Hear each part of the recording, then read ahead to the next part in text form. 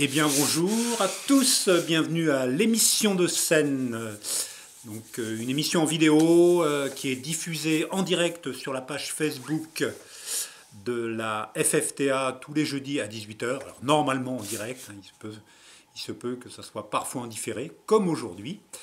Et puis en replay, vous pouvez aussi retrouver ces vidéos sur réseauta.cdutheatre.fr, notre réseau social des amateurs de théâtre, et sur la chaîne YouTube de la FFTA. Donc voilà, vous tapez FFTA Théâtre et vous tombez sur la chaîne YouTube de notre fédération.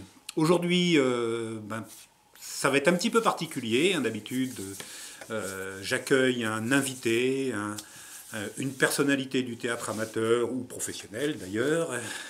Et aujourd'hui, ça va être un petit peu particulier parce que mon invité va être les livres, notre bibliothèque au siège de la Fédération française du théâtre amateur, qui est à Saint-Marcellin, en Isère, donc entre Grenoble et Valence, pour vous situer géographiquement. Alors ces livres sont à disposition de nos adhérents, des compagnies qui adhèrent à notre fédération, qui peuvent venir les consulter sur place, les emprunter éventuellement, mais voilà, on a des adhérents qui sont loin de Saint-Marcellin, donc on a mis en place un système sur notre site internet qui permet aux adhérents, donc aux responsables de compagnie, mais aussi à tout comédien adhérent d'une compagnie de la FFTA, de pouvoir aller consulter notre bibliothèque, donc aller voir le catalogue, notre base de données, qu'est-ce qu'il y a comme livres. Nous avons des livres de tous les types. Depuis des choses très, très anciennes jusqu'à des choses beaucoup plus contemporaines. Donc classées, vous pouvez faire des recherches selon des critères, voilà, des mots-clés particuliers, selon un auteur, etc. Donc, voilà. Donc ça est disponible sur l'espace perso sur notre site internet. Alors bien sûr, il faut un numéro d'adhérent et un mot de passe pour pouvoir se connecter. Donc si vous êtes intéressé pour pouvoir accéder à notre bibliothèque et parmi d'autres services, n'hésitez pas à nous contacter à ffta@cdutheatre.fr. Donc aujourd'hui, on va vous parler de tout ça, quoi, hein, parce que les textes, c'est une grosse partie du contenu d'une pièce de théâtre. Certes, il n'y a pas que le texte dans la pièce de théâtre, on part du texte, et puis il y a la mise en scène, il y a le jeu des comédiens, il y a la lumière, il y a les bruitages parfois, les costumes bien sûr. Donc le texte est quand même une partie importante, hein, sauf pour ceux qui effectivement font du théâtre d'improvisation, où là, le texte, il n'est pas écrit et les comédiens improvisent au fur et à mesure. Donc aujourd'hui, on va parler de texte de théâtre. Donc texte de théâtre. Alors dans notre bibliothèque, on a un petit peu de tout. Un petit peu de tout. Qu'est-ce que je vais pouvoir vous montrer déjà pour commencer ? Voilà. Celui-ci. Donc Jeu de planche, ça c'est d'un auteur qui s'appelle Jean-Paul Allègre. Alors Jean-Paul Allègre est un auteur contemporain, vivant. Donc il est en Seine-et-Marne aux dernières nouvelles. Donc il gérait un théâtre municipal du côté de la Seine-et-Marne. Et c'est un auteur qui écrit beaucoup pour les troupes de théâtre amateurs. Donc il est très très joué par les amateurs parce que en fait, il fait des pièces avec des distributions assez élastiques. Donc il peut y avoir un nombre de personnages variés. C'est souvent construit sous forme de petites scènes, donc ce qui permet aussi un travail plus facile avec des groupes, des ateliers ou même des troupes amateurs. Donc ce livre-là, c'est Jeu de planche. Alors, Jeu de planche, c'est du théâtre dans le théâtre. Alors c'est le volume 2 d'une série, la première étant La balade des planches. Voilà, donc les personnages sont des comédiens en fait, des comédiens qui jouent des comédiens. Donc c'est original, c'est rigolo à jouer. Voilà, donc Jean-Paul Allègre, donc vous pourrez trouver sur notre bibliothèque d'autres livres de Jean-Paul Allègre. Il y en a un que j'aime bien, que je vais essayer de retrouver. Il est où Il est là. Voilà, c'est Histoire à lire debout. Alors, de Jean-Paul Allègre, toujours. Donc, le thème de cette pièce, ça se passe dans une bibliothèque, donc, comme celle-ci. Mais c'est une bibliothèque particulière parce que la nuit arrivant, la bibliothèque ferme et les livres vont se réveiller. Donc les personnages de la pièce sont les livres de la bibliothèque. Donc il va y avoir une énorme encyclopédie, il va y avoir un roman d'aventure, un recueil de poésie, un livre de philosophie, et puis ils vont se raconter qu'est-ce qu'ils ont fait de leur journée, est-ce qu'ils ont été empruntés ou pas, est-ce qu'il y a des livres qui sont un petit peu oubliés parce que voilà, ils sont plus trop à la mode, et puis d'autres qui sont régulièrement empruntés. Donc voilà, il va y avoir des échanges entre les livres, et puis il va y avoir l'intervention du vieux bibliothécaire qui a des méthodes un peu anciennes, et de son assistante qui, elle, voudrait tout moderniser en perdant un petit peu la magie des livres. Donc voilà, histoire à lire debout. Alors, ça peut être monté avec des comédiens de différents âges. Moi, je l'ai monté avec une troupe adulte, ça fonctionne très très bien. Je l'ai monté avec des collégiens et encore une autre année avec des lycéens. Donc ça marche, quel que soit l'âge, ça fonctionne assez bien, quoi. Donc voilà, Jean-Paul Allègre. Alors, là, c'est dans une collection qui s'appelle L'Avant-Scène Théâtre. Donc c'est une revue en fait qui paraît tous les 15 jours. Donc là c'est le format ancien. Maintenant le nouveau format est beaucoup plus petit, ça ressemble un peu à un livre de poche maintenant. Et donc tous les 15 jours, il publie une pièce de théâtre, donc en général d'actualité. Alors dans ce cadre-là, je ne pouvais pas manquer de vous présenter aujourd'hui un auteur qui est malheureusement disparu tout récemment, qui est Jean-Pierre Bacry, donc la pièce Un air de famille, donc très célèbre parce qu'il y a eu un film tiré de cette pièce-là. Moi j'ai eu la chance de voir la pièce à Paris. Donc voilà, donc nous avons aussi cette pièce-là. Donc il y a 6 personnages. Donc la mère, très, très mère possessive, qui a un fils qui est un peu le raté de la famille, quoi, parce que voilà, il a hérité du bar du père. Le bar s'appelle Au Père Tranquille. Le Père Tranquille. Et puis il y a la mère a 2 autres enfants. Le fils qui a réussi parce qu'il est cadre dans une entreprise, etc. Et puis la fille qui, elle, est un petit peu du mal à s'en sortir, quoi. Donc elle vit un peu au crochet de son frère, et donc elle a été embauchée par son frère dans sa boîte. Et puis les autres personnages, on a Yo-Yo, qui est la femme donc de Philippe, le fils qui a réussi. Et puis le dernier personnage, le 6e personnage, est Denis, le garçon, quoi, le garçon de café. Donc c'est un petit bijou, quoi. C'est un petit bijou à découvrir. Moi je vous engage à relire cette pièce, si vous connaissez un peu le film. La pièce est un chouïa différent, mais on retrouve des scènes cultes, comme la scène du collier de chien pour l'anniversaire de Yo-Yo, voilà, si ça dit des choses à certains. Donc voilà, Un air de famille. Jean-Pierre Bacry et Agnès Jaoui. Qu'est-ce que je peux vous montrer d'autre? Ah, là. Alors un auteur qui, je trouve, est un peu tombé dans l'oubli, quoi. Un auteur de théâtre qui est Jean Anouilh. Donc là, ont été rééditées ces pièces en format style livre de poche. Donc là, c'est le recueil Les pièces farceuses. Donc dedans, il y a 3 pièces différentes. Et il y a des petits bijoux là-dedans, hein. Donc il y a une pièce qui s'appelle La culotte. Donc moi, que je vous encourage à lire, qui est l'histoire d'un académicien, le procès d'un académicien. Alors pourquoi il est jugé? C'est parce qu'on s'aperçoit qu'il n'a pas son bac, quoi. Il n'a jamais eu son bac, donc il a un peu triché pour faire croire qu'il avait son bac, et il ne l'a pas. Il est devenu académicien français. Donc c'est très drôle. Il y a pas mal de personnages aussi. Il y a moyen de donner des rôles un petit peu à tout le monde dans une troupe.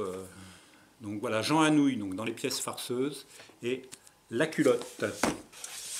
Et qu'est-ce que je peux vous montrer d'autre? Ah, là, dans un autre registre, là, c'est une édition, un éditeur qui s'appelle ABS Édition.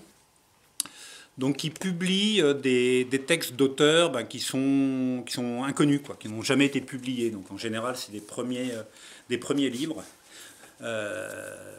Donc soit des livres consacrés entièrement à une pièce, soit comme celui-là. Ici, on a 24 scènes de vie.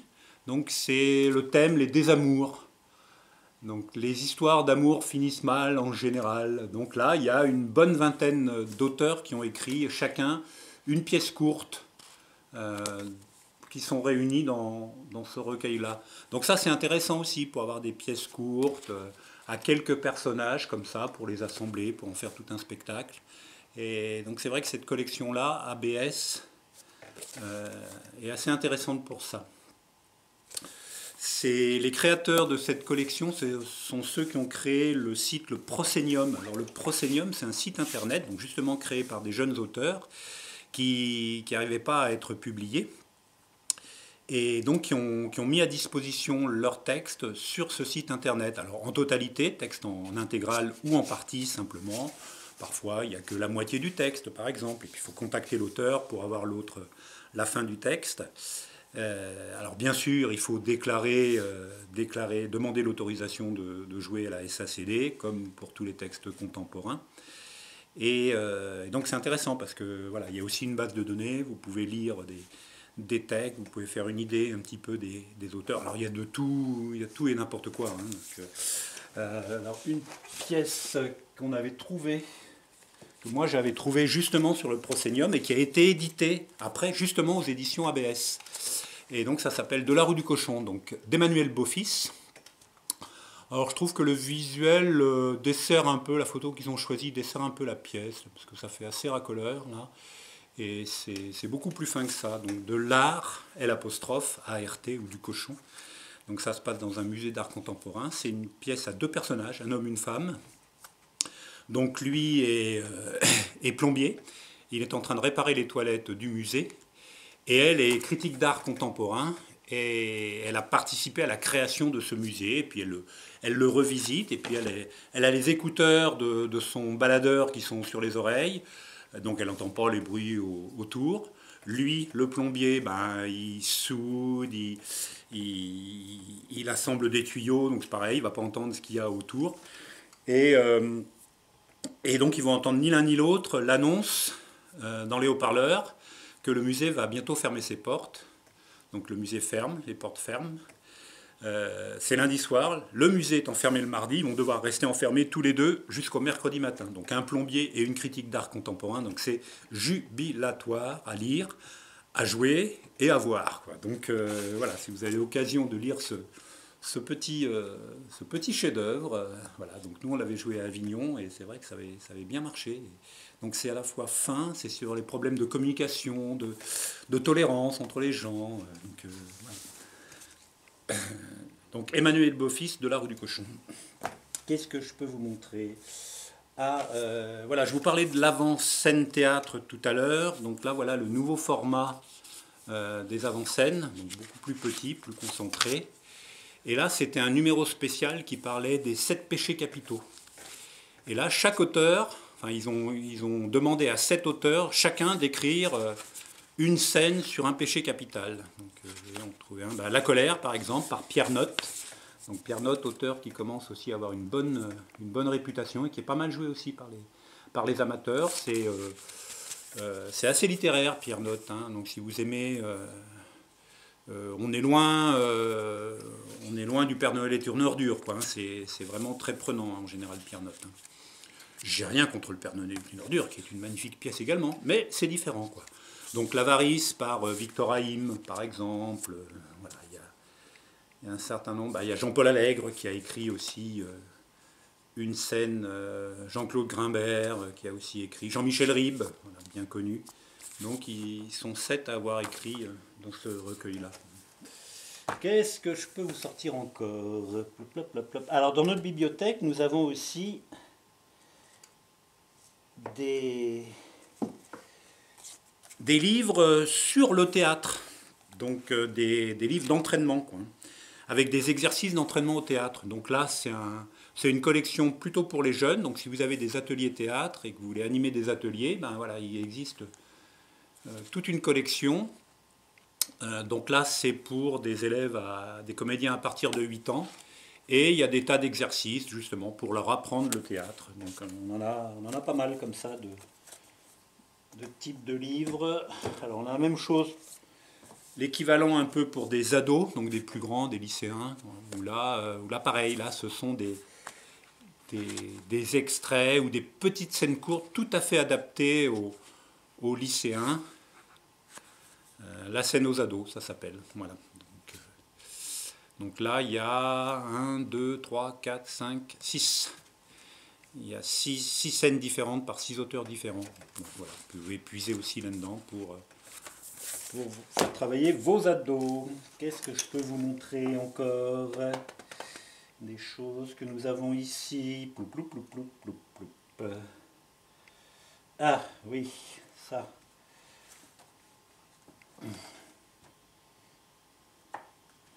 Alors un auteur, moi, que j'aime particulièrement, donc Eugène Ionesco, donc auteur français, d'origine roumaine. Il a immigré en France au moment du communisme, je pense, en Roumanie. Je ne sais plus exactement en quelle année il est arrivé en France. Et c'est devenu un des auteurs français, un des meilleurs auteurs français. Donc là, il y a que l'embarras du choix, en fonction de ce que vous voulez faire. La cantatrice chauve, donc une pièce à 6 personnages. Quand c'est sorti, ça a fait un tollé contre cette pièce. Donc vraiment, les critiques sont tombées dessus, sont tombées sur Eugène Ionesco et sur le metteur en scène qui... Le premier metteur en scène s'appelait Bataille, je crois. Alors c'est une pièce qui est jouée depuis plus de 50 ans au Théâtre de la Huchette à Paris. Donc sans interruption depuis les années 60. Donc qu'est-ce que je dis, plus de 50 ans, oui, bien plus que ça même. donc la pièce date de 1950. Voilà, la pièce date de 1950. Il y a 6 personnages, 2 couples, la bonne d'un des couples et un pompier. Donc c'est une anti-pièce, ça se raconte pas, quoi. Voilà. Donc il faut la lire. Il faut s'accrocher pour la lire. Voilà, faut imaginer après une mise en scène là-dessus, parce qu'il n'y a aucune indication de mise en scène donnée par Eugène Ionesco. Moi, je l'ai vu au moins une dizaine de fois par des compagnies et des metteurs en scène différents. C'est à chaque fois une pièce différente, quoi. On peut vraiment s'éclater dans la façon de le jouer, la façon de le monter, la façon de le mettre en scène. Une autre pièce aussi intéressante de Ionesco, qui est Le Roi se meurt. Donc là, il doit y avoir 6 personnages également. 1, 2, 3, 4, 5, 6. Voilà, 6 personnages. Alors il y a des personnages plus ou moins importants. Donc il y a Béranger qui est le roi, qui lui est là tout le temps. Et le thème et puis il y a 2 reines. Donc il y a la reine répudiée, puis la reine actuelle. Il y a un médecin, il y a une infirmière et il y a un garde. Donc le garde, c'est un petit rôle, quoi. Donc il y a 6 personnages, mais il y a des petits rôles. Et le thème, c'est on annonce au roi qu'il va mourir dans 2 heures. Donc à la fin de la pièce. Voilà. Et on dit, vous allez mourir, Majesté, vous allez mourir à la fin de la pièce. Donc on est vraiment dans le théâtre de l'absurde, quoi, avec Eugène Ionesco. C'est vraiment très très particulier. Mais voilà, alors ça fait débat. Hein. Je sais qu'à Avignon, il y a des gens qui adorent Ionesco. Il y en a d'autres qui sortent de la salle en disant, mais qu'est-ce que c'est que ce théâtre-là? Je déteste. Donc on adore ou on déteste, quoi, en règle générale. Alors le roi s'appelle Béranger, c'est un nom de personnage qu'on va retrouver aussi dans Rhinocéros, qui est également de Ionesco. Et là, l'histoire, c'est dans une petite ville, petit à petit, tous les habitants vont se transformer en rhinocéros. Donc ça parle de la montée d'un autoritarisme, en fait, parce que les rhinocéros vont après patrouiller dans les rues, ça va devenir très très étouffant, quoi. Et donc c'est en référence à la montée du nazisme, quoi. Donc voilà, des choses qu'on peut encore retrouver aujourd'hui, quoi. Rhinocéros. Donc à lire aussi. C'est une nouvelle au départ, Rhinocéros, et il y a eu une adaptation théâtrale en dialogue. Et donc le personnage principal qui voit tous les habitants se transformer en rhinocéros s'appelle aussi Béranger. Une autre pièce, cette fois-ci à 2 personnages, donc un homme et une femme, s'appelle Les Chaises. Donc c'est 2 vieux, le vieux et la vieille. qui sont chez eux et qui vont avoir, qui organisent une réception virtuelle, quoi, en fait. Mais eux, ils sont persuadés qu'elle est réelle, quoi. Donc ils installent des chaises pour accueillir leurs invités. Et ils accueillent leurs invités, mais tout ça se passe dans leur tête, quoi. Donc c'est assez prenant comme histoire, hein. C'est c'est difficile, hein. C'est difficile. Ça parle de la vieillesse, ça parle de la mort. Donc c'est pas une pièce simple, mais c'est très bien écrit. Et puis le thème, il est fort, quoi. Donc Ionesco, donc vous voyez, il y a de tout. Il y a des pièces drôles, il y a des pièces moins drôles chez Ionesco. Et moi, je vous encourage à découvrir ou redécouvrir cet auteur. De quoi puis-je vous parler encore? Plop, plop, plop, plop, plop, plop. Bah, un peu de théâtre de boulevard, quoi, hein. Donc le théâtre de boulevard ou le vaudeville aussi. Donc ça c'est un théâtre qui a vu le jour à la fin du 19e, début 20e siècle. Donc on appelait ça le théâtre de boulevard parce que ça se passait dans les théâtres sur les grands boulevards à Paris. Donc dans le quartier de l'Opéra, le boulevard des Italiens.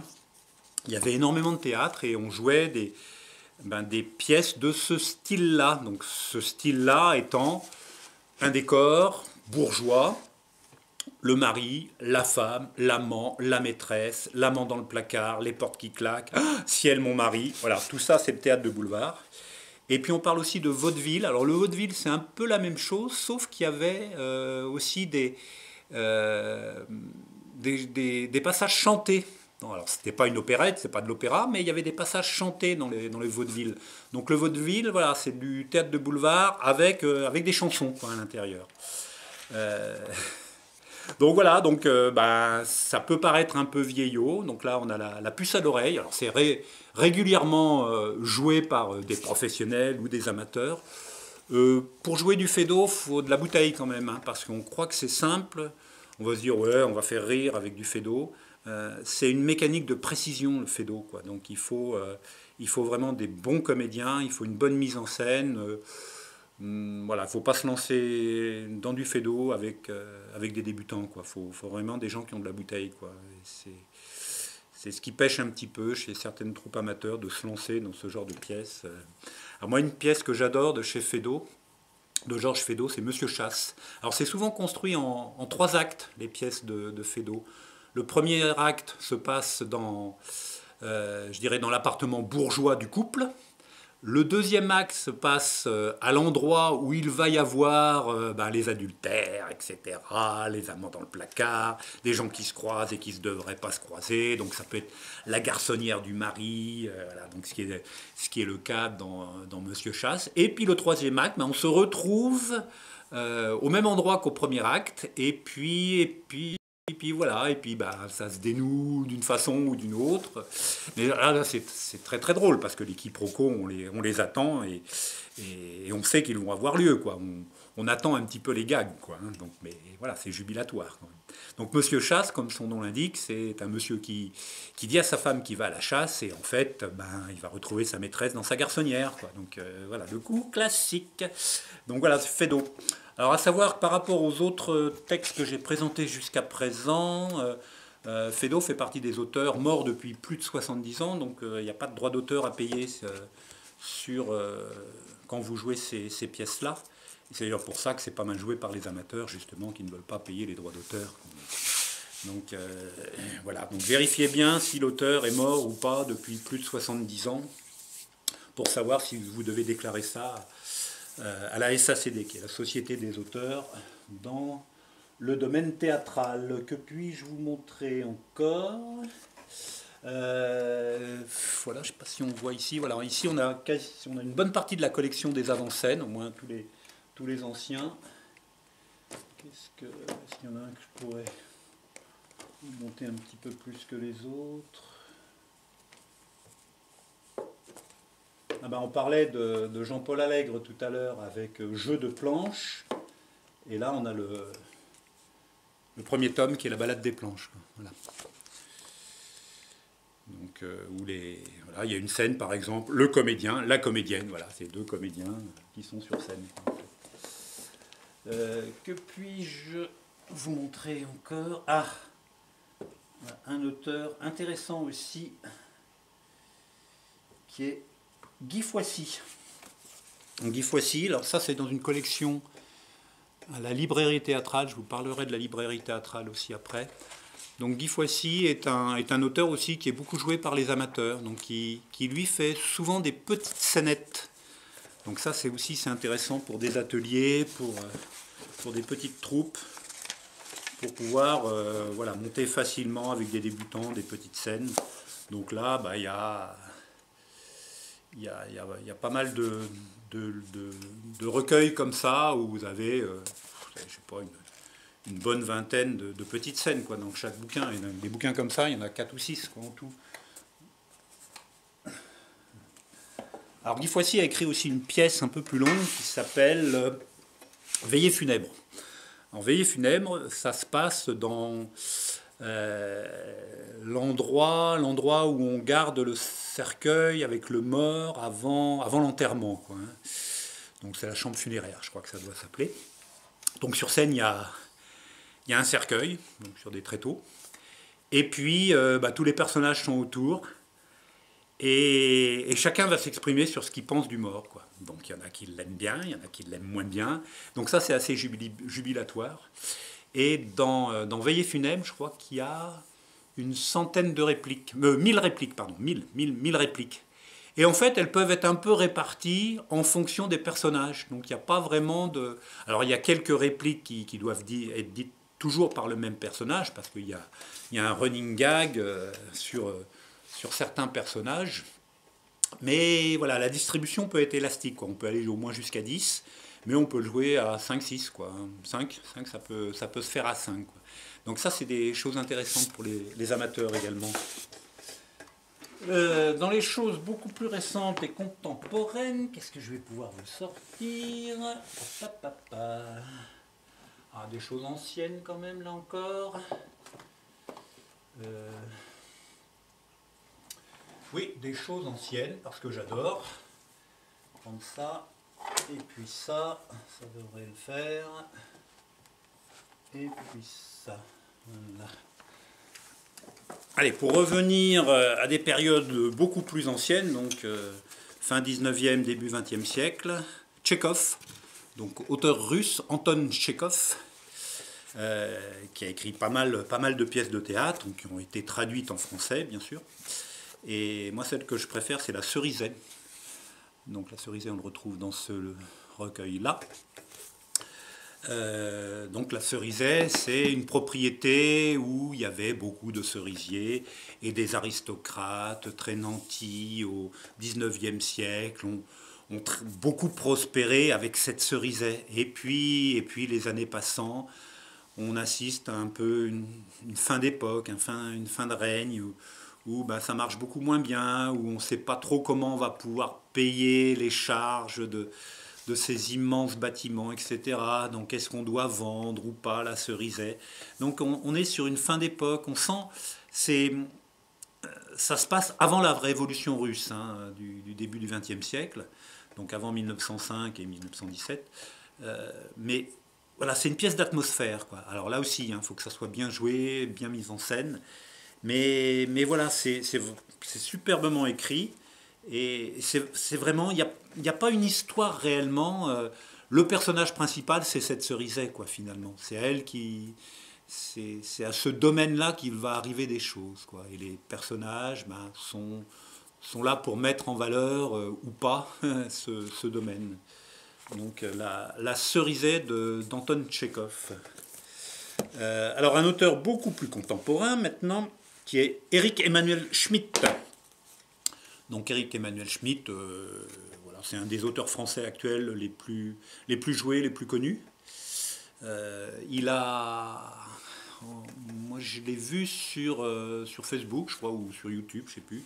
Il a lancé un atelier d'écriture en vidéoconférence là, pendant le confinement. Donc il propose à des gens de les aider à écrire, alors dans le domaine du théâtre ou autre, quoi, des ateliers d'écriture. Alors moi, 2 pièces que j'adore d'Éric Emmanuel Schmitt. Petits crimes conjugaux, donc une pièce à 2 personnages. L'histoire, c'est un couple rentre de l'hôpital, le mari a été hospitalisé, l'homme a été hospitalisé, et ils rentrent chez eux, dans leur appartement, et il a perdu la mémoire complètement. Donc il ne sait plus du tout quelle est, quelle est la relation avec sa femme, comment ça se passait avant, etc. Et on s'aperçoit au fur et à mesure de la pièce que ben, l'ambiance n'était pas terrible, terrible entre les deux, quoi. Donc ça s'appelle Petits crimes conjugaux. Donc voilà, attendez-vous à tout entre crimes et conjugaux. Là aussi, faut une bonne distribution, il faut des comédiens excellents, quoi, parce que c'est pas facile à jouer, c'est une pièce assez longue. Euh, voilà. Une autre pièce ben, qui est aussi dans ce même livre, qui est Hôtel des Deux Mondes, donc là c'est beaucoup plus guilleret. Hôtel des Deux Mondes, il y a au niveau nombre de personnages, 1, 2, 3, 4, 5, 6 personnages et deux tout petits rôles muets, donc au moins 6 personnages, quoi. Et là, ça se passe, ça ressemble à un hall d'hôtel en fait. Donc on se demande ce que c'est. Donc l'hôtel des deux mondes. Les deux mondes étant le monde de la terre et l'autre monde étant le monde du ciel, quoi. Donc se retrouvent là des gens qui viennent de mourir. Et ils sont dans le sas qui va les conduire ben, peut-être au ciel ou en enfer, quoi. Donc voilà, il y a des gens qui sont censés être les clients, entre guillemets, de cet hôtel. Et puis, il y a ben, le directeur de l'hôtel, il y a du personnel, il y a... Voilà. Donc, c'est bien écrit, forcément. C'est du Eric Emmanuel Schmitt. Le thème est sympa. Il y a beaucoup de choses bien senties dedans. Et puis c'est quand même drôle à jouer, quoi, et drôle à voir, quoi. Donc, Hôtel des Deux Mondes. Hôtel des Deux Mondes de Eric Emmanuel Schmitt. Voilà. Écoutez, hein, c'est déjà pas mal tout ce que je vous ai montré là. Ah si, quand même. Un auteur aussi. Est-ce que je vais retrouver? Oui, voilà. Donc là, on revient sur des auteurs un peu plus anciens. Donc Jean-Paul Sartre. Voilà. C'est la peine de présenter Jean-Paul Sartre. Donc, lui qui était dans les années, il a dû écrire ça. Donc Huis clos de Sartre. Donc ça a dû être écrit dans les années 60, je pense, dans ces eaux-là. Oh non, non, non. Première en mai 44, donc juste à la fin de la guerre, quoi. En mai 44, au Théâtre du Vieux-Colombier à Paris. Donc là, il y a 4 personnages dans Huis clos, 3 personnages importants et le garçon d'étage. Donc le thème, c'est 3 personnes vont se retrouver dans ce qui semble être une pièce, un salon. Donc il y a 3 canapés, chacun aura son canapé, et en fait c'est l'enfer. Donc ils sont morts, et ils sont là. Impossible de sortir de là, impossible d'éteindre la lumière, ils doivent rester tous les 3 ensemble. Donc l'enfer, c'est les autres, c'est la dernière phrase de la pièce, hein, l'enfer, c'est les autres. Et ça se passe toujours mal quand on est 3. Je ne sais pas si vous vous souvenez, quand vous étiez enfant, avec un groupe où il y a 3 copains ou 3 copines, c'est toujours 2 contre 1, quoi. Donc ça se passe toujours mal. Quand on est 2, ça va. Quand on est 4 ou plus, ça va aussi. Mais 3, il y en a toujours un qui va se retrouver tout seul, quoi. Donc c'est vraiment le thème de cette pièce-là. C'est jamais les deux qui sont les deux mêmes qui sont ensemble contre le troisième.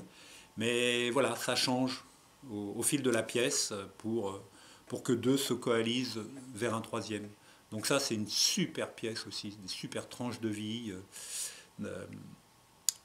L'humanité, quoi. L'humanité dans tout ce qu'elle peut avoir de moins bien aussi, quoi. Voilà, quoi. Donc huis clos, à lire, à relire, à aller voir aussi. Que puis-je vous sortir encore de notre bibliothèque? Écoutez, hein, c'est déjà pas mal tout ça, finalement. Donc on a plusieurs centaines de livres. Moi, ce que je peux, c'est que vous inciter à lire du théâtre, surtout en ce moment, hein, où, où théâtralement, c'est un peu compliqué pour répéter. Pour jouer, n'en parlons pas. Tous les théâtres sont fermés.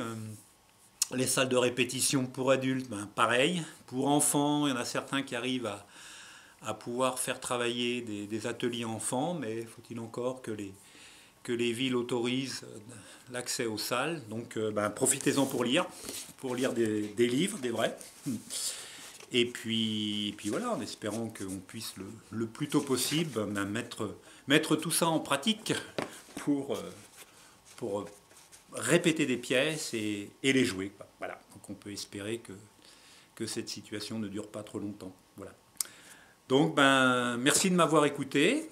Et puis à bientôt pour une prochaine émission de scène. Ou la prochaine fois, je pense que je recevrai un invité qui sera quelque part en France, voilà, qui nous parlera de sa relation au théâtre, comment il a démarré tout ça, comment voilà, sa compagnie de théâtre et puis son actualité. C'est sûr que les actualités en ce moment sont un peu tristounettes, quoi, mais comment est vécue cette triste époque de confinement, de couvre-feu, d'alternance entre confinement et couvre-feu. Bon, voilà, quoi.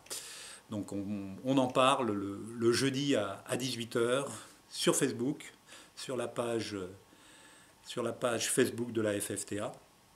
Donc, vous tapez FFTA Théâtre et vous tombez dessus. Et puis en replay sur Réseau Théâtre, RESOTHEA.cduthéâtre.fr et sur la chaîne YouTube de la FFTA. Donc, voilà. Donc, normalement, avec tout ça, vous devriez vous en sortir. Bonsoir à tous, portez-vous bien.